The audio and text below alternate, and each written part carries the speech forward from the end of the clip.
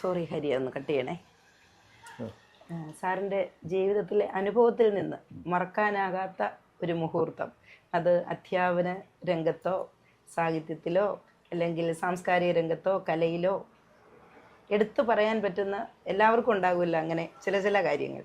അത് സന്തോഷമുള്ളതും സങ്കടമുള്ളതും ആകാം. സന്തോഷമുള്ളതാകുമ്പം കൂടുതൽ സന്തോഷം. അങ്ങനെ പറയാൻ പറ്റിയ കാര്യങ്ങളുണ്ടെങ്കിൽ എടുത്തു പറയത്തക്ക ഒരു സന്ദർഭം എൻ്റെ ഓർമ്മയിൽ എത്തുന്നില്ല ഇപ്പോൾ.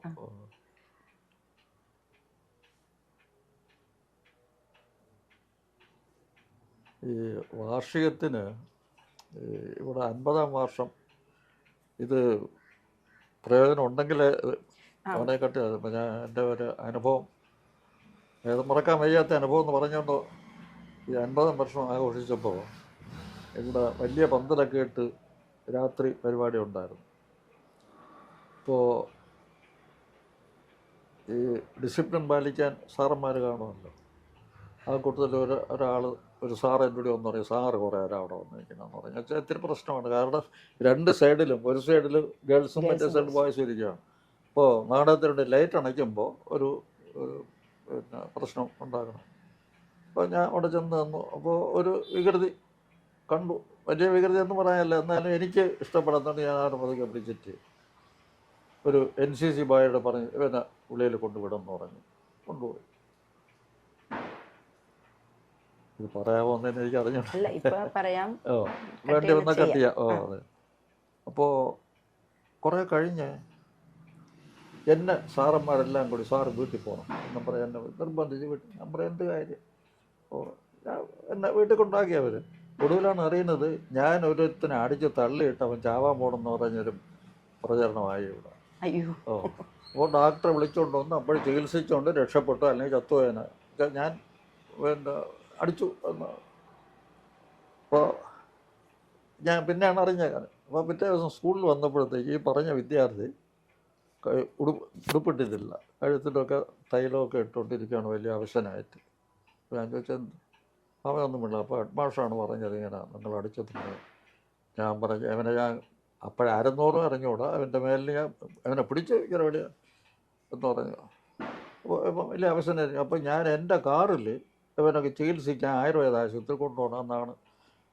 അപ്പോൾ എനിക്ക് ധൈര്യമുണ്ട്, ഞാൻ അവൻ്റെ മേലിൽ വേറെ ഒന്നും ചെയ്തിട്ടില്ല. ഞാൻ പറഞ്ഞു എൻ്റെ കാറിൽ അവനെ കയറ്റൂല, ഞാൻ കൊണ്ടുപോവുകയില്ല എന്ന് പറഞ്ഞ് ഞാൻ എൻ്റെ ക്ലാസ്സിൽ പോയി. പിന്നെ ഹെഡ് മാസ്റ്റർ തന്ന പൈസ കൊടുത്ത് അവനെ പറഞ്ഞു വിട്ടു.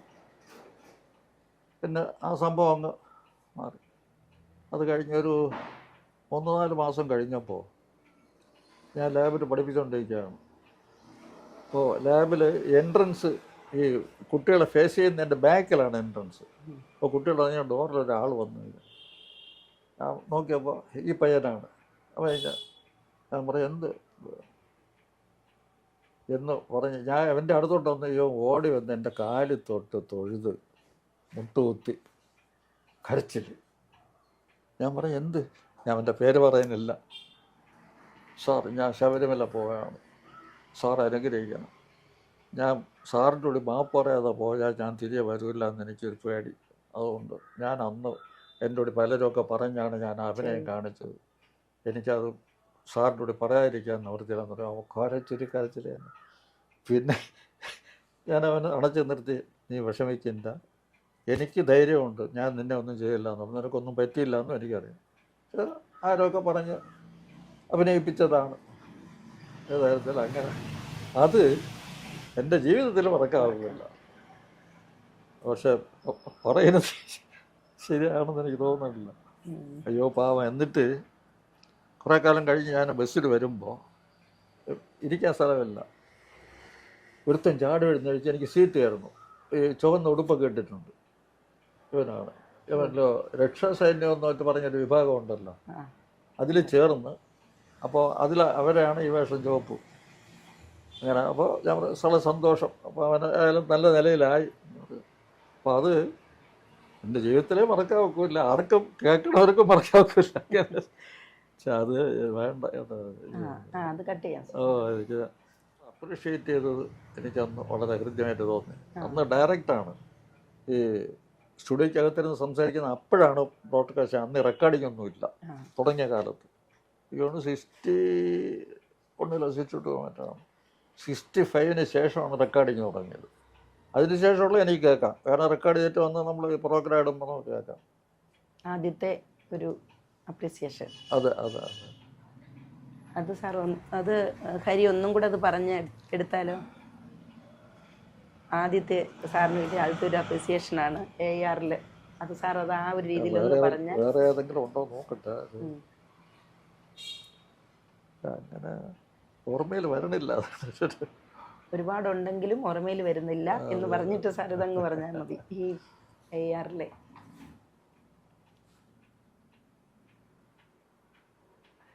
അത് പറ. എനിക്ക് അധ്യാപകനായി കഴിഞ്ഞ ഒരു 3-4 കൊല്ലം കഴിഞ്ഞിട്ടാണ് തോന്നുന്നു, ഈ വർഷം തോറും സ്കൂളിലേക്ക് VIPസിനെ ക്ഷണിക്കാൻ പോകുന്നൊരു ഏർപ്പാടുണ്ട് വാർഷികത്തിന് പങ്കെടുക്കാനായിട്ട്. ഇപ്പോൾ ARL ഡയറക്ടർ ക്ഷണിക്കാൻ പോയ കൂട്ടത്തിൽ അദ്ദേഹത്തിന് കിട്ടിയില്ല.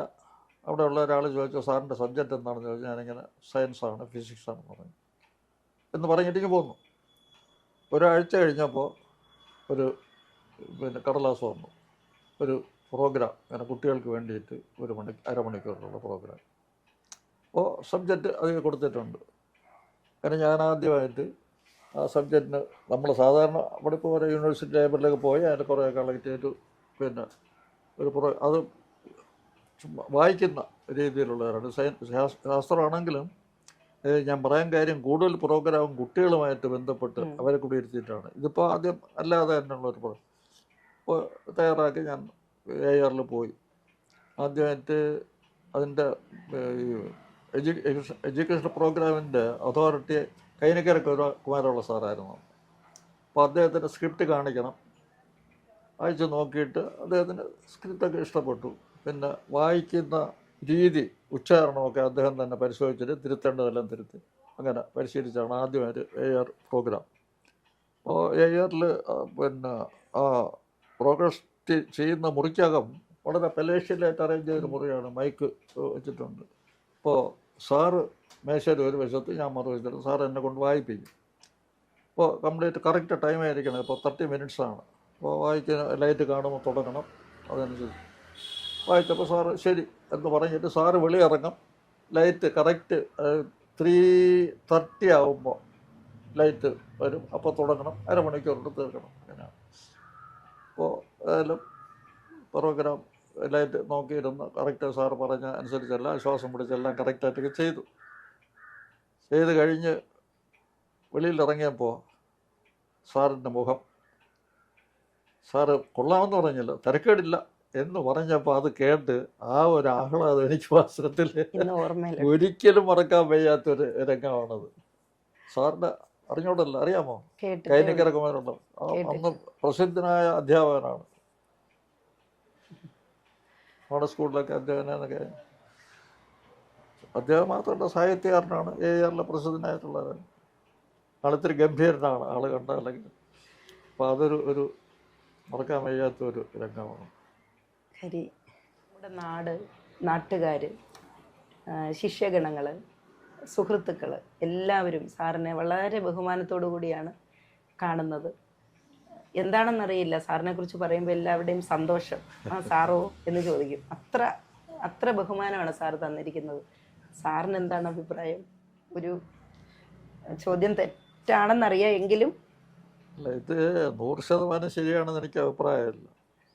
ഇത് സമൂഹത്തിൽ നമ്മൾ പല രംഗത്തും പ്രവർത്തിക്കേണ്ടി വരും. തെറ്റിന് തെറ്റെന്നും പറയേണ്ടി വരും, അതിനെ തിരുത്തേണ്ടി വരും. അങ്ങനെയുള്ള സന്ദർഭങ്ങൾ എൻ്റെ ജീവിതത്തിലുണ്ടായിട്ടുണ്ട്. ഇപ്പോൾ പെൻഷൻ പറ്റിയതിന് ശേഷവും പല സംഘടനകളും പ്രവർത്തിക്കേണ്ടി വന്നിട്ടുണ്ട്. പിന്നെ നാട്ടിലെ റെസിഡൻസ് അസോസിയേഷൻ എന്ന് പറഞ്ഞുള്ള ആ സംവിധാനം സംസ്ഥാനം തുടങ്ങിയപ്പോൾ ആദ്യം തുടങ്ങിയ റെസിഡൻസ് അസോസിയേഷൻ നമ്മുടെ മുടിപ്പുട നാട റെസിഡൻസ് അസോസിയേഷൻ എന്നാണ് പേര്, MRA. അങ്ങനെ അസോസിയേഷനിൽ അതിലെ പ്രവർത്തനങ്ങളുണ്ട്. അതിലൊക്കെ എല്ലാവർക്കും നമുക്ക് ഒരേ മുഖത്തോടെ പെരുമാറാൻ പറ്റില്ല. ഇപ്പോൾ ഈ ഓരോരുത്തർ റിയാക്ഷൻ അനുസരിച്ച്. അപ്പോൾ അങ്ങനെ കുറച്ചൊക്കെ കർശനമായിട്ട് പിന്നെ എന്താ ഡിസിപ്ലിൻ പാലിക്കേണ്ടി വന്നതും തെറ്റിന് തെറ്റെന്ന് പറയേണ്ടി വരുന്ന സന്ദർഭങ്ങളിൽ അമ്മോട് എന്താണ് ഒരു സൗഹാർദ്ദപരമല്ലാത്ത രീതിയിൽ ഉള്ള ആളുകളും ഉണ്ട്. അത് സമൂഹത്തെ സ്വാഭാവികമാണ്. ഇപ്പോൾ എല്ലാവരും ഒന്നുമില്ലല്ലോ. അപ്പോൾ തെറ്റിനെ കണ്ട് തിരുത്താൻ ശ്രമിക്കുമ്പോൾ ഒരു ഇതുണ്ടാവും. അത് പോയിട്ട് ഇപ്പോൾ പല സംഘടനകൾ, ഇപ്പോൾ ക്ഷേത്രം സംബന്ധിച്ചുള്ള സംഘടനകൾ, നീലേശി ദേവസ്വം, എൻ്റെ കുടുംബക്ഷേത്രമുണ്ട്, പിന്നെ ഊരുവിളാകം കുടുംബക്ഷേത്രമാണ്. ആ 2 ക്ഷേത്രത്തിൻ്റെയും പ്രസിഡൻറ്റ് ഞാനാണ്. പിന്നെ മറ്റ് ഈ അടുത്ത ഒരുപാട് ക്ഷേത്രങ്ങളുണ്ട്. അവിടെയെല്ലാം നമുക്ക് ആക്റ്റീവായിട്ടുള്ള പാർട്ടിസിപ്പേറ്റ് ഉണ്ട്. അതൊക്കെ ഒരു എപ്പോഴും നമുക്ക് സന്തോഷം തരുന്ന കാര്യങ്ങളാണ്. നല്ല സഹകരണം കിട്ടുന്നുണ്ട്. അപ്പോൾ അതിലൊക്കെ നമുക്ക് സമൂഹത്തിൽ വളരെ സന്തോഷകരമായ പ്രതികരണങ്ങളാണ്. പിന്നെ ഞാൻ പറഞ്ഞതുപോലെ തെറ്റ് കണ്ട് തിരുത്തേണ്ടി വരുന്ന ചിലത്തൊക്കെ അപൂർവം ഈ നെഗറ്റീവായിട്ടുള്ള ഇതും ഉണ്ട്. അത് ഇല്ല എന്ന് പറയാൻ എല്ലാ മേഖലയിലും അതെ എല്ലാവർക്കും ഉണ്ട്. എങ്കിലും സാറിന്റെ കാര്യത്തിൽ കുറച്ചും കൂടെ മുന്നിലാണെന്നാണ് പോസിറ്റീവായിട്ടുള്ള ചിന്തകളാണ് കൂടുതലും പേർക്കുള്ളത്. ഇപ്പോൾ ഇതിൽ ഓരോന്ന് ഈ അസോസിയേഷൻ പലതും ഞാൻ വിട്ടു. ഇപ്പോൾ ക്ഷേത്രങ്ങളുടെ പരിപാടി മാത്രം വിടാതെ എല്ലാ റെസിഡൻസ് അസോസിയേഷൻ്റെയും ഇപ്പോൾ നമ്മുടെ പ്രായത്തിൻ്റെ ഇതനുസരിച്ച് ഈ ഉത്തരവാദിത്തങ്ങളൊക്കെ വിടേണ്ട സമയമായി. അപ്പോൾ എല്ലാം വിട്ടിട്ട് ഇനി ഇങ്ങനെ അപൂർവം ചില കാര്യങ്ങളേ ഉള്ളൂ. അതും വിടാനുള്ള സന്നദ്ധതയിലാണ്. അതിനുള്ള സംവിധാനങ്ങളെല്ലാം ഒരുക്കിക്കൊണ്ട് വരികയാണ്. സാർ മാക്സിമം കൊണ്ടുപോകാൻ പറ്റുന്നത്രയും ആയി. അതുകൊണ്ട് ഞാനിപ്പോൾ ക്ഷേത്രത്തിൽ വിടാനായിട്ട് എഴുതി കൊടുത്തു കഴിഞ്ഞു. കാരണം നമ്മൾ വെച്ചാൽ ഈ ഒരു ക്ഷേത്രത്തിൻ്റെ ഭാരമായി ഇരിക്കുമ്പോൾ അതിൽ പ്രധാന ചടങ്ങുകളുണ്ട്. അവിടെ ആക്റ്റീവായിട്ട് നമ്മൾ നിൽക്കണം. അപ്പോൾ ഇപ്പോഴും ചില കാര്യത്തിൽ പോകുമ്പോൾ എന്നെ കൊണ്ട് പറ്റുന്നില്ല എന്ന് എനിക്ക് തോന്നിയിട്ടുണ്ട്. ഇപ്പോൾ കഴിഞ്ഞ തവണ ഈ ഉത്സവത്തിൻ്റെ ഉദ്ഘാടനത്തിനാണെന്ന് തോന്നുന്നു, വിളക്ക് കത്തിച്ചിട്ട് ആ സമയത്തൊന്നും അപ്പം പോയിട്ട് കൊണ്ടുതരുമ്പോൾ നമ്മൾ വാങ്ങിച്ചു. അപ്പോൾ ആ സ്റ്റഡി അല്ല എന്നുള്ള ഇത് തോന്നിപ്പോയാൽ അങ്ങനെ പറ്റിയിട്ടില്ല. അപ്പം ഇങ്ങനെ എനിക്ക് തോന്നി ഇത് ശരിയാവില്ല എന്ന് തോന്നിയിട്ടുണ്ട്. ഞാൻ പറഞ്ഞു കഴിഞ്ഞു അത്. ആരെങ്കിലും ഒരാളെ പുതിയതായിട്ട് കണ്ടുപിടിച്ചിട്ട് എൻ്റെ ആളൊക്കെ ഉണ്ട്, നാട്ടുകാരുള്ള നല്ല മിടുക്കന്മാരായിട്ടുള്ള ചെറുപ്പക്കാരൊക്കെ ഉണ്ട്. അപ്പോൾ അവരൊരു പക്ഷേ ഈ ഇത്രയും കാലമായിട്ട് ഇവിടുത്തെ ഒരു പൊതുപ്രവർത്തകരും അധ്യാപകനുണ്ട്, ആ ഒരു ഇമേജിൽ ഇയാൾ എങ്ങനെ വിടണ്ടെന്ന് പറഞ്ഞാൽ അങ്ങനെ ആയിരിക്കില്ല സാർ. എന്ത് കാര്യം പൊതുവെ നമ്മുടെയൊക്കെ ശ്രദ്ധയിൽപ്പെട്ടതും എന്ത് കാര്യം പറഞ്ഞാലും സാറിനോട് ഒരഭിപ്രായം ചോദിക്കണം എന്നാണ് പൊതുവെ നമുക്കൊക്കെ അറിയാവുന്നത്. അതാണ് ഇപ്പൊ എനിക്ക് ഏറ്റവും സന്തോഷമുള്ള ഒരു സന്ദർഭം കേട്ടോ.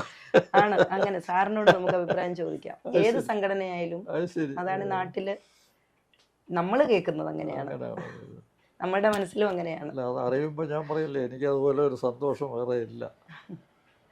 അതിൽ ഒരു മെജോറിറ്റി ഇപ്പോൾ ഞാൻ പറയില്ലേ, ഒന്നാമത് അധ്യാപകൻ എന്നുള്ള നിലയിൽ ശിഷ്യന്മാരാണ് കൂടുതൽ. ഇവിടെ VIP ആയിട്ടുള്ള പലരും എപ്പോഴും വന്നിട്ട് ഈ ആരെങ്കിലുമൊക്കെ രാഷ്ട്രീയക്കാർ VIPs വന്നാൽ പോലും അവരിവിടെ ഒന്ന് വിളിച്ചുകൊണ്ട് വന്നിട്ടേ പോവുള്ളൂ. അപ്പോൾ ഒരുപാട് VIPs വന്നിട്ടുണ്ട് എല്ലാ രാഷ്ട്രീയത്തിലും. ഇന്ന രാഷ്ട്രീയമൊന്നുമല്ല, കോൺഗ്രസ് ആയിരുന്നാലും മാർക്സിസ്റ്റ് ആയിരുന്നാലും പിന്നെ BJP, എല്ലാവരും ആരെങ്കിലും ഇവിടെ വരികയാണെങ്കിൽ അതിൽ ഗ്രൂപ്പ് വിളിച്ചുകൊണ്ട് വന്ന് ഇവിടെ ഒരു 5 മിനിറ്റ് ഇരുത്തിയിട്ട് കാര്യം പറഞ്ഞിട്ടേക്ക് പോവുള്ളൂ. ഈയിടെ മുരളീധരൻ വന്നിരുന്നു. വാസ്തവത്തിൽ ഞാൻ ഉടുപ്പെല്ലാം മാറ്റി പിന്നെ നമ്മളെ അടുക്കള വന്നാണ് ഇതൊരു സന്ധ്യയായി എങ്കിലും ഒരു 5 മിനിറ്റ് ഇരുന്നിട്ട് പോയി. അതുപോലെ MLA ഒക്കെ എന്തെങ്കിലും സൗകര്യം ഉണ്ടെങ്കിൽ ഇതിൽ പോവുകയാണെങ്കിൽ സമയമുണ്ടെങ്കിൽ ഒന്ന് കയറി സംസാരിച്ചിട്ടേ പോകും. അതൊക്കെ ജീവിതത്തിൽ വലിയ. പണ്ട് പിന്നെ ചാൾസ് MP കേട്ടിട്ടുണ്ടോ? അദ്ദേഹം MP ആയിരിക്കുന്ന കാലത്ത് വെങ്ങാനൂർ ഈ ഭാഗത്ത് എവിടെയെങ്കിലും വന്നിട്ടുണ്ടെങ്കിൽ കാട്ടാക്കട ഞങ്ങൾ അയൽവാസികളായിരുന്നു. ഞാൻ പിന്നെ അവിടുത്തെ മാനേജറുടെ സണ്ണില്ല, കാട്ടാക്കട ഹൈസ്കൂളിൻ്റെ ഞാൻ പഠിക്കുന്ന കാലത്ത് മിഡിൽ സ്കൂളിലാണ്. ആ സ്കൂളിലെ മാനേജറുടെ സണ്ണില്ല. അപ്പോൾ ഞാൻ ചെറുപ്പമാണെങ്കിൽ ഞങ്ങൾ തമ്മിൽ ഒരു MP ആയിരുന്നപ്പോൾ ഇവിടെ ഞാൻ വന്നതിന് ശേഷം ഇവിടെ വന്നിട്ടുണ്ടെങ്കിൽ ഏത് സമയമായിരുന്നാലും വന്ന് കുറച്ച് അരി വന്നിട്ടേ പോകുള്ളൂ. അങ്ങനെ എന്തോ ഒരു ഭാഗ്യമുണ്ട് അവർക്ക് വരാൻ തോന്നുക എന്ന് പറഞ്ഞിരുന്നാൽ. സാറിൻ്റെ കുടുംബത്തെക്കുറിച്ച് മക്കള് സാറിൻ്റെ പാതയിലൂടെ കടന്നു വരുന്നവരുണ്ടോ? കലാ സാഹിത്യം ഒക്കെ ആയിട്ട് എനിക്ക് എല്ലാം ഒന്നറിഞ്ഞാൽ. എനിക്ക് മക്കൾ 4 പേരാണ്. മൂത്ത 3 പേരും പുത്രന്മാർ, 4ാമത്താണ് പുത്രി. മൂത്ത മകൻ പാലക്കാട് വിക്ടോറിയ കോളേജിൽ, ഗവൺമെൻറ് വിക്ടോറിയ കോളേജിൽ പ്രൊഫസറായിരുന്നു, റിട്ടയർഡ്. അയാളും ഭാര്യ അവിടെ വേറൊരു കോളേജിൽ NSSൻ്റെ കോളേജിൽ പ്രൊഫസറായിരുന്നു. അവിടെ ആയിരുന്നു, പാലക്കാടായിരുന്നു താമസം. ഇപ്പോൾ ഇവിടെ അടുത്തുണ്ട്. അതാണ് മൂത്ത പുത്രൻ. രണ്ടാമത്തെ ആൾ SBIയിൽ മാനേജറായിരുന്നു, റിട്ടയർഡ്, പൂജപ്പുര താമസം. മൂന്നാമത്തെ ആൾ Rajiv Gandhi centre for biotechnology, അവിടെ സയൻറ്റിസ്റ്റായിട്ട് വർക്ക് ചെയ്തിട്ടുണ്ട്. നാലാമത്താണ് മോളിപ്പോഴും സർവീസിലാണ്, ഇവിടെ കാർഷിക കളയിലെ പ്രൊഫസറാണ്. ഇതിൽ മൂത്ത മോൻ പാട്ടുകാരനാണ്, പഠിപ്പിച്ചിട്ടുണ്ട്, നല്ലവണ്ണം പാടുകയും ചെയ്യും. പിന്നെ സൈക്കോളജി ആണ് അയാളുടെ സ്പെഷ്യൽ സബ്ജക്റ്റ്. അതിൽ ഇപ്പോഴും അഡ്വൈസറായിട്ടും ഒക്കെ പ്രവർത്തിക്കുന്നുണ്ട്. നല്ല പാട്ടുകാരനാണ്, പുസ്തകമൊക്കെ എഴുതിയിട്ടുണ്ട്, 1-2 ചെറിയ പുസ്തകങ്ങളൊക്കെ എഴുതിയിട്ടുണ്ട്. ഒരു പൊടി കലാകാരനാണ്. ഭാര്യയും പാടും, ഭാര്യയും മക്കളുമൊക്കെ പാടും. ഇപ്പം പിന്നെ അതിനുള്ള ശൈലി അല്ല എന്നുള്ളതേ ഉള്ളൂ.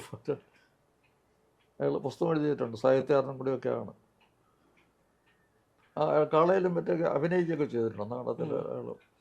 ഒരു രണ്ടാമത്തെ ആൾ വളരെ പ്രൊസൈക്കാണ്, ഇതുപോലുള്ള പരിപാടികളൊന്നുമില്ല, വലിയ ഗ്രാവിറ്റിയിൽ ഉള്ള ടൈപ്പാണ്.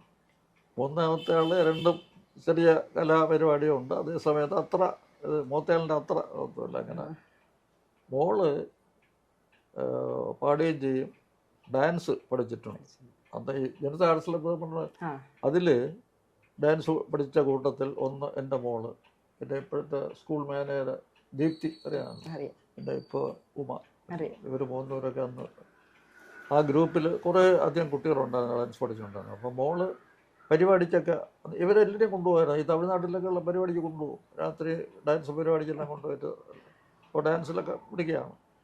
ഇപ്പോൾ പക്ഷേ ഇപ്പോഴല്ല, ഈ കുറച്ച് പ്രായമായി കഴിഞ്ഞപ്പോൾ പിന്നെ അതൊക്കെ ഇവരൊക്കെ നിർത്തി. ഇവരാരും പിന്നെ ആ ലൈനിലോട്ട് പിന്നെ പോയില്ല. ടീച്ചറും എല്ലാത്തിനും പിന്തുണയായിരുന്നല്ലോ. ടീച്ചറും എല്ലാത്തിനും പിന്തുണയായിരുന്നല്ലോ. അതെ അതെ, തീർച്ചയായിട്ടും ഫുൾ സപ്പോർട്ടായിരുന്നു. ഇത്തരം പിന്നെ പാട്ട് അങ്ങനെയുള്ള പരിപാടിയൊന്നും ഇല്ലെങ്കിലും അങ്ങനെയുള്ള കാര്യത്തിനെല്ലാം സപ്പോർട്ടാണ്. പിന്നെ ഏത് കാര്യം നടന്നാലും എല്ലാവരെയും ആഹാരം കൊടുക്കാതെ, ഇവിടെ ട്യൂഷൻ പിള്ളേർ വന്നിരുന്നാലും ഞാൻ ട്യൂഷൻ അങ്ങനെ എടുക്കാറില്ല. എൻ്റെ ഒരു സുഹൃത്തിൻ്റെ 2 മക്കളെ ഇവിടെ അദ്ദേഹം നിർബന്ധമായിട്ട് കൊണ്ടുവന്നപ്പോൾ ആ കൂട്ടത്തിൽ 2 പേരെ കൂടെ അങ്ങനെ ട്യൂഷൻ എടുത്തിട്ടുള്ളൂ. അവർക്കൊക്കെ വന്നിരുന്നാൽ കാപ്പിയൊക്കെ കൊടുത്താണ് വിടുന്നത്. അത് ആ കാര്യത്തിൽ അവർക്ക് വലിയ നിർബന്ധമാണ്. ഇപ്പോഴും പലരും പറയും, എന്നെ വിസിറ്റ് വരേണ്ടവർക്കായിരുന്നാലും ഉച്ചയ്ക്കാണെങ്കിൽ ഉച്ചയ്ക്ക് ഊണ്, കാപ്പി സാധനം കാപ്പി, പലരും പറയും അവിടെ വന്ന് ഉണ്ടിട്ടുണ്ട്. ഒരുപാട് VIPs ഈ ശാസ്ത്ര സാഹിത്യം ഉണ്ടോ? ശാസ്ത്ര സാഹിത്യ പരിഷത്തിൽ കുറേ VIP, MB പാറ്റേഴ്സ് എന്നൊക്കെ പറയണവർ, അവരൊക്കെ ഇവിടെ വന്ന് ഊണ് കഴിച്ചിട്ട് ഇപ്പോഴും അദ്ദേഹത്തിന് വയ്യ, ഏതാണ്ട് അവസരമാണ്, എന്നാലും ഇടയ്ക്കിടയ്ക്ക് വിളിക്കും. അയ്യോ പറയാനത് ഞാൻ അവിടെ വെച്ച് ഒന്ന് ഉണ്ടിട്ടുണ്ട് എന്താണ് പറയുന്നത്, നമ്പൂതിരിയാണ്. മറ്റ് ഗ്രഹങ്ങളിൽ പോയി ഊണ് കഴിക്കില്ലെങ്കിൽ അദ്ദേഹത്തിന് പറയുമ്പോൾ തന്നെ വലിയ സന്തോഷമാണ്. ഹരി, ഇന്നത്തെ തലമുറയിലെ കുട്ടികൾ ബുദ്ധിയുടെ കാര്യത്തിൽ വളരെ മുന്നിലാണ്. പക്ഷേ അവരിൽ പലരും അവരുടെ ആ ബുദ്ധി അല്ലെ ആ കഴിവ് വേണ്ട വിധത്തിൽ പ്രയോഗിക്കുന്നുണ്ടോ എന്ന് സംശയമാണ്. പകുതിയിലേറെ കുട്ടികളും വേറെ പല രീതിയിലേക്കായിട്ട് അവരുടെ ചിന്തകളും കഴിവുകളും മാറ്റി വിടുന്ന ഒരു പ്രവണതയാണ് കാണുന്നത്. പിന്നെ അവരിലുള്ളിലുള്ള കഴിവുകളെ കണ്ടെത്തി പ്രോത്സാഹിപ്പിക്കുന്ന രക്ഷിതാക്കളും ഉണ്ട്, ഇല്ലെന്നല്ല, എന്നാൽ വിരളമാണ്. ചില കുട്ടികൾക്ക് നല്ല കഴിവുകളൊക്കെ ഉണ്ടെങ്കിൽ പോലും വിദ്യാഭ്യാസത്തെ ബാധിക്കും എന്ന് പറഞ്ഞ് കലയോ സാഹിത്യമോ സ്പോർട്സോ എന്ത് കഴിവുണ്ടെന്ന് പറഞ്ഞാലും അംഗീകരിക്കാനും അവരെ വിദ്യാഭ്യാസത്തെ ബാധിക്കില്ല, പഠിക്കുന്നതിലുള്ള മാർക്ക് കുറയും എന്നൊക്കെ പറഞ്ഞ് മാറ്റി അവരെ വിദ്യാഭ്യാസത്തിലേക്ക് മാത്രം തിരിച്ചുവിടാൻ ശ്രമിക്കുകയും കുട്ടികൾ പക്ഷേ ഇത് ഉള്ളിൽ ഇങ്ങനെ കിടന്ന് ഭയങ്കര മാനസികമായിട്ട് ബുദ്ധിമുട്ട്, എനിക്ക് വ്യക്തമായിട്ട് അറിയാവുന്ന കുട്ടികളുണ്ട് അങ്ങനെ മാനസികമായിട്ട് ബുദ്ധിമുട്ടുണ്ടെങ്കിൽ പഠിത്തത്തിൽ പുറകോട്ട് പോകുന്ന ഒരു ഇതും കാണാറുണ്ട് നമ്മൾ. അവർ രണ്ടും ഒരുപോലെ കൊണ്ടുപോകും, അവരുടെ വേറെ ചിന്തകൾക്ക് അവർക്ക് ഇവിടെ സമയമില്ല. എൻ്റെ അഭിപ്രായത്തിൽ അങ്ങനെയാണ്. സാറിന് അതിനെക്കുറിച്ച് എന്താണ് സാറിൻ്റെ അഭിപ്രായം കൂടെ ഒന്ന് പറഞ്ഞാൽ?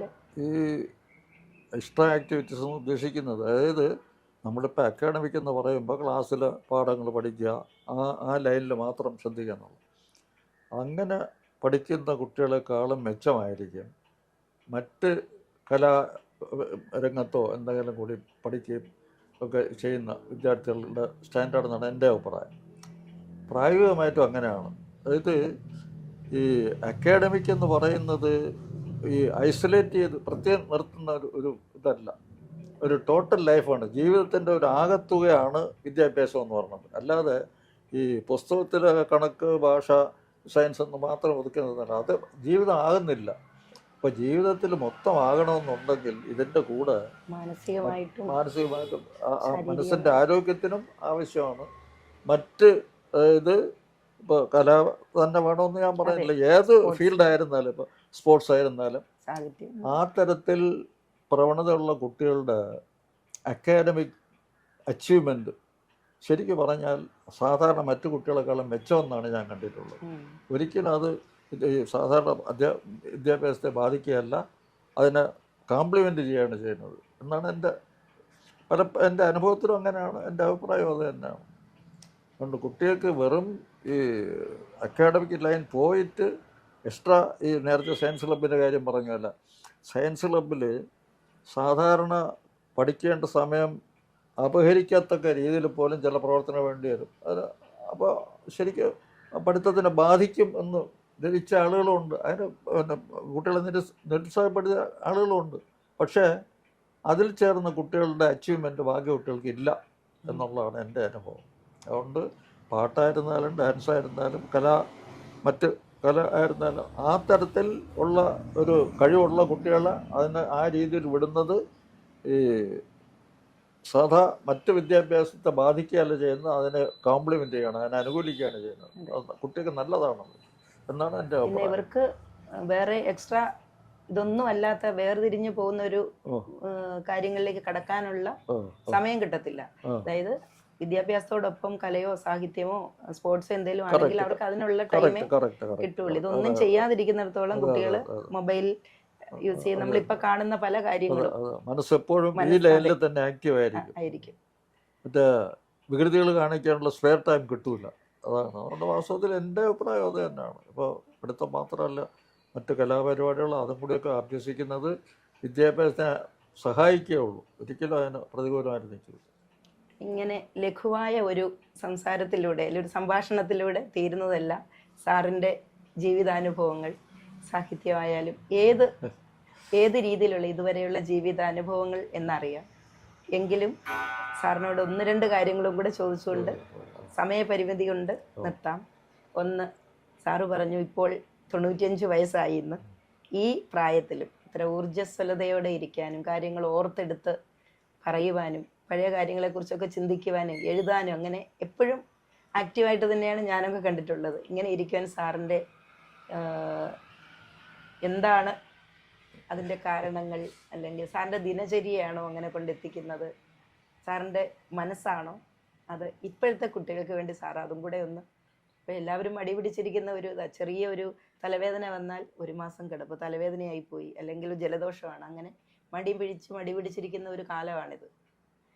അപ്പോൾ സാറിനെ പോലുള്ളവർ കുട്ടികൾക്ക് വേണ്ടി എൻ്റെ നമ്പർ 1 ഏറ്റവും പ്രധാനം ഭഗവാന്റെ അനുഗ്രഹം തന്നെയാണ്. ഞാൻ പല സന്ദർഭത്തിലും പറഞ്ഞിട്ടുള്ള ഒരു കൊട്ടേഷനുണ്ട്, JRD ടാറ്റ ഒരു പ്രസംഗത്തിൽ പറഞ്ഞാണ്, we are all tourist, the tour operator decides where to start, where to go, where to end. അപ്പോൾ ആ ടൂർ ഓപ്പറേറ്റർ മനസ്സിലായില്ല ആരാണെന്നുള്ളത്. അപ്പോൾ ആ ജഗന്നിയന്താവിൻ്റെ നിയന്ത്രണത്തിലാണ് നമ്മളെല്ലാവരും. അവിടെ തീരുമാനിക്കുന്നു നമ്മൾ എന്തായിരിക്കണം എന്നുള്ളത്. എൻ്റെ ഒന്നാമത്തെ അഭിപ്രായം അതാണ്. ആ ഒരു അനുഗ്രഹം കൊണ്ടാണ് ഇപ്പോൾ ഇങ്ങനെ നടക്കുന്നത്. പിന്നെ മറ്റൊരു പ്രധാന കാരണം, നമ്മളെ ബാല്യകാലത്തിൽ നമ്മളെ പരിശീലിപ്പിക്കുന്ന ഒരു ഘടകമുണ്ട്, രക്ഷകർത്താക്കൾ. അതിലെനിക്ക് ഇന്നും നന്ദിപൂർവ്വം ഓർമ്മിക്കാനുള്ളതാണ് എൻ്റെ രക്ഷകർത്താക്കളുടെ അവരുടെ ജീവിതശൈലിയും അവരുടെ ഉപദേശങ്ങളും. പരമസാത്വികരായിരുന്നു, രണ്ടുപേരും അധ്യാപകരാണ്. ഈ തെറ്റ് കണ്ടാൽ, തെറ്റെന്ന് പറയുന്നത് വലിയ തെറ്റൊന്നും അല്ലെങ്കിൽ പോലും കണ്ടിരുന്നാൽ നല്ല ശിക്ഷ കിട്ടും. അച്ഛൻ പെരമ്പ് ഉപയോഗിച്ച് എനിക്കും തല്ലണ കൂട്ടത്തിലാണ്. അതിൽ ഏറ്റവും കൂടുതൽ തല്ല് കിട്ടിയിട്ടുള്ളത് എനിക്കും തന്നെ. ഇപ്പോൾ കൊച്ചിലെയുള്ള കുസൃതികളെ കാണി.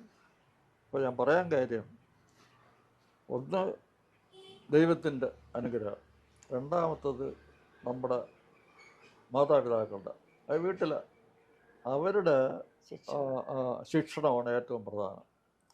അച്ഛൻ ഞാൻ നേരത്തെ സൂചിപ്പിക്കുന്നു തോന്നുന്നു, കൊച്ചിലെ തൊട്ട് കൃഷിയിൽ അച്ഛൻ നല്ല കൃഷിക്കാരനായിരുന്നു. അപ്പോൾ കൃഷിയിൽ എന്ത് പ്രവർത്തനം ഉണ്ടായാലും കൂടി ഞങ്ങളോട് സഹായിക്കാമെന്നുള്ളത് നിർബന്ധമായിരുന്നു. അല്ലാതെ പഠിക്കുന്ന മക്കളാണ്, അയ്യോ ഇനി മക്കൾ പോയിരുന്ന് പഠിക്കുക ഇവിടെ ചെയ്യാൻ, ആ ശൈലിയല്ല. പ്രവർത്തിക്കാനുള്ള സമയത്ത് പ്രവർത്തിക്കുക, ആ ഒരു ശൈലിയിലാണ്. പിന്നെ ജീവിതത്തിൽ തുടക്കം മുതലേ കായികാധ്വാനം വേണ്ടോളം വേണ്ടി വന്ന ഒരു ലൈഫാണ് എൻ്റെ ലൈഫ്. അതിൽ പ്രത്യേകിച്ച് പറയേണ്ടത്, 3 കൊല്ലം ഹൈസ്കൂളിൽ പഠിച്ചപ്പോൾ കാട്ടാക്കട നിന്ന് നെയ്യാറ്റിൻകര വരെ ടു ആൻഡ് ഫ്രോ സൈക്കിൾ ചവിട്ടിയാണ് ഈ 3 വർഷം. അത് എൻ്റെ ജീവിതത്തിൽ വളരെ പ്രധാനപ്പെട്ട ഒരു ഘട്ടമായിരുന്നു എന്നാണ് എൻ്റെ പറയുന്നത്. അതൊരു നല്ല എക്സർസൈസാണ്. അപ്പോൾ അതൊരു പക്ഷേ എൻ്റെ ജീവിതത്തെ, എൻ്റെ ശരീരത്തിൻ്റെ ഉപകാരം ചെയ്ത് എന്തെങ്കിലും. പിന്നെ അന്ന് ഈ ജീവിതത്തിൽ നന്മ മാത്രം ചെയ്യുക എന്നുള്ള ഒരു ശൈലി, എൻ്റെ ഈ അച്ഛൻ്റെ കാര്യം ഞാൻ ഒന്ന് സൂചിപ്പിക്കുന്നത്, ഈ നാട്ടുമ്പുറത്താണ്. അപ്പോൾ അച്ഛനെ അന്വേഷിച്ച് ആരെങ്കിലുമൊക്കെ വരും, ബന്ധുക്കളോ സുഹൃത്തുക്കളൊക്കെ. അവരുമായിട്ട് സംസാരിക്കുമ്പോഴും പ്രധാനമായിട്ട് വരുന്ന കാര്യം ഇതുപോലെ ഈ പിന്നെ സാത്വിക ഗുണങ്ങളെപ്പറ്റി, പിന്നെ ഗീത, അതിലുള്ള കാര്യങ്ങളൊക്കെ. വാസ്തവത്തിൽ അന്ന് ഗീതയിലുള്ളതൊക്കെ പറയുമ്പം നമുക്ക് അത്ഭുതമായിരുന്നു. പിന്നീടാണ് അതിൻ്റെ ഇത് മനസ്സിലായത്. അപ്പോൾ ആ ഒരു പശ്ചാത്തലം, അതായത് വീട്ടിൽ രക്ഷകർത്താക്കളിൽ നിന്ന് കിട്ടുന്നൊരു പശ്ചാത്തലം, അത് പിന്നെ പിന്നെ ആധ്യാത്മികമായിരുന്നാലും ഭൗതികമായിരുന്നാലും അത് ഏറ്റവും പ്രധാനപ്പെട്ട ഒരു കാര്യമാണ്. പിന്നെ സമയം ചിലവാക്കുന്നത്, അതിൻ്റെ ഒരു എന്താണ്, ഒരു ഡിസിപ്ലിൻ. അനാവശ്യമായിട്ട് സമയം കളയരുത്. ഇപ്പോൾ പിന്നെ പഠിക്കാനുള്ള സമയത്ത് പഠിക്കുക, അതുമല്ല കളിക്കുന്നതിനും വിരോധമൊന്നുമില്ല. ആ ഒരു പിന്നെ കളിക്കുന്നതിനും പഠിക്കുന്നതിനും ഒക്കെ ഒരു സമയവും ക്ലിപ്തതയൊക്കെ അതിലൊക്കെ. പിന്നെ ഈ പഠിക്കുന്ന കാലത്ത് അധികം കളിക്കാനുള്ള സമയം നമുക്ക് കിട്ടിയിട്ടില്ല. ഞാൻ പറയാം, എൻ്റെ വീട് കാട്ടാക്കടയാണ്, പാരൻ്റ് ഹൗസ്. അവിടെ നിന്ന് നെയ്യാറ്റിൻകര ഹൈസ്കൂളിൽ, പിന്നെ തിരുവനന്തപുരത്ത് കോളേജിൽ, ആ യാത്ര തന്നെ കാലത്ത് തുടങ്ങിയാലേ ആ ഒരു ദിവസത്തെ പരിപാടി അവസാനിച്ചു. അപ്പോൾ ആ ഒരു ചിട്ടയിൽ കഴിയേണ്ടി വന്നിട്ടുണ്ട്. പിന്നെ കായിക അധ്വാനത്തിന് ഒരു മടിയും ഉണ്ടായിട്ടില്ല. ഈ ചെറുതായിരിക്കുന്ന കാലത്ത് എനിക്ക് ഉപയോഗിക്കത്തക്ക രീതിയിൽ ഒരു കൊച്ചു മൺവട്ടി ഉണ്ടാക്കി തന്നു എന്നുള്ളത് കൂടി പറയേണ്ട കാര്യമാണ്. അപ്പോൾ ആ ശൈലിയാണ് നമ്മുടെ ജീവിതത്തിൽ. അപ്പോൾ പിന്നെ ഇവിടെ വിവാഹം കഴിഞ്ഞ് വെങ്ങാനൂർ വന്ന് താമസമായി, പിന്നെ അധ്യാപകനായെങ്കിലും അച്ഛൻ്റെ ജീവിതചര്യ കണ്ട് ശീലിച്ചതുകൊണ്ട് ഞാനും സ്കൂളിൽ വരുന്നതിന് മുമ്പ് എന്തെങ്കിലുമൊക്കെ കായികമായിട്ട് അധ്വാനിച്ചിട്ട് തിരികെ പോയിരുന്നല്ലോ അതുപോലെ തന്നെ. ആ ശൈലി തന്നെ എനിക്കുണ്ടായിരുന്നു. അപ്പോൾ പിന്നെ ഈ കോളേജിൽ പഠിക്കുന്ന കാലത്ത് ഞങ്ങൾക്കൊരു കൊച്ചു ഗ്രൂപ്പ് ഉണ്ടായിരുന്നു. ശാരീരികമായിട്ട് ഫിറ്റ്നസ് ഉണ്ടാക്കുന്ന പ്രവർത്തനങ്ങളിൽ, അത് ഈ ആന്ധ്രാപ്രദേശിലോ മറ്റോ ഉള്ള ഒരു സ്ഥാപനത്തിൽ ഗൈഡൻസ് അവരിങ്ങനെ പിന്നെ അയച്ചു തരും, നിർദ്ദേശങ്ങൾ. അത് വാങ്ങി ആ രീതിയിൽ ഫിസിക്കൽ ആയിട്ട് ബിൽഡപ്പ് ചെയ്യുന്ന ഒരു പരിപാടി, ഞങ്ങളൊരു കൊച്ചു ഗ്രൂപ്പ്, ഒരു 5-6 പേര്, അങ്ങനെ ഒരു ഭാഗ്യം കിട്ടി. അതുമൊക്കെ ഈ വാസ്തുവിൻ്റെ ജീവിതത്തിൽ വളരെ ഉപകാരം ചെയ്തു എന്നാണ് എൻ്റെ. അപ്പോൾ ആ ഒരു ശൈലി. പിന്നെ യാദൃച്ഛികമായിട്ട് ആർട്ട് ഓഫ് ലിവിങ്ങിൻ്റെ, ഇപ്പോൾ വളരെ പ്രായമായതിനു ശേഷം, എനിക്ക് തോന്നുന്നു ഒരു 70 വയസ്സിനടുപ്പിച്ച് ആയപ്പോഴാണെന്ന് തോന്നുന്നു, ആർട്ട് ഓഫ് ലിവിങ്ങിൻ്റെ കോഴ്സിന് വേണ്ടിയിട്ട് ബാംഗ്ലൂർ പോയി. അല്ല, ഇവിടെ തിരുവനന്തപുരത്ത് തന്നെ ആദ്യമായിട്ട് കോഴ്സ് ചെയ്തു. അല്ല, ആദ്യത്തെ കോഴ്സ് വെങ്ങാനൂർ തന്നെ. വെങ്ങാനൂർ ഒരു കൂട്ടം ഉണ്ടാക്കിയിട്ട് നമ്മൾ സാറന്മാർ വന്ന് ചെയ്യുകയായിരുന്നു. അത് കഴിഞ്ഞ് തിരുവനന്തപുരത്ത് ആശ്രമം എന്നല്ല അവിടെ പോയി. പിന്നെ ബാംഗ്ലൂർ പോയി, പിന്നെ ഗുരുജിയുടെ നേരിട്ടുള്ള ശിക്ഷണത്തിൽ ആർട്ട് ഓഫ് ലിവിങ്ങിൻ്റെ അത് കഴിക്കാനാണ്. അത് ശാരീരികമായിട്ടും മാനസികമായിട്ടും വളരെ ഉപകാരം ചെയ്യുന്ന ഒരു കാര്യമാണ്. പിന്നെ അത് കഴിഞ്ഞ് ഈ തീരെ ഈ കായികമായിട്ടുള്ള ശൈലിയൊന്നും, എന്താണ് യോഗ പരിപാടികൾ, കായികമായിട്ട് കൂടുതൽ ചെയ്യാൻ കഴിയാതെ വന്നപ്പോൾ എനിക്ക് തോന്നുന്നു ഒരു 4-5 വർഷത്തിനിപ്പുറം മെഡിറ്റേഷൻ. ബ്രീതിങ് മാത്രമേ ഉള്ളൂ, ഫിസിക്കലായിട്ട് മറ്റ് ഇതുണ്ട്. എന്നാലും ഈ ദിവസവും അത് ചെയ്യുന്നത് ഞാൻ ഇതുവരെ മുടക്കിയിട്ടില്ല. രാവിലെ ഒരു അരമണിക്കൂറെങ്കിലും അത് ചെയ്യണം. പിന്നെ 5 മണിക്ക് ശേഷം ഉറങ്ങുന്ന ശീലമില്ല.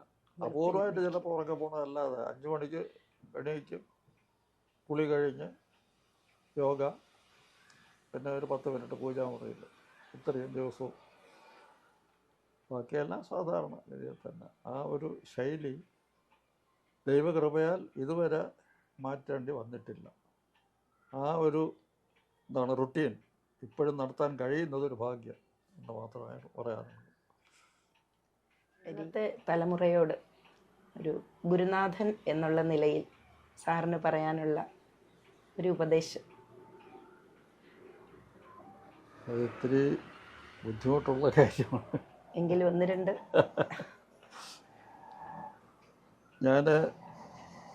എനിക്ക് അടുപ്പമുള്ളവരോട് പലയിടത്തും പറയാറുണ്ട്, ശരീരമാദ്യം ഖലു ധർമ്മസാധനം. അച്ഛൻ പറഞ്ഞു കേട്ടിട്ടുള്ളതാണ്. വെച്ചാൽ നമുക്ക് ഏറ്റവും പ്രധാനം നമ്മുടെ ശരീരമാണ്. ശരീരമാദ്യം ഖലു ധർമ്മസാധനം. ധർമ്മസാധനം എന്ന് പറഞ്ഞാൽ പ്രവർത്തിക്കാൻ, നമ്മുടെ പ്രവർത്തിക്കാൻ ആവശ്യമായ ശരീരമാണ്.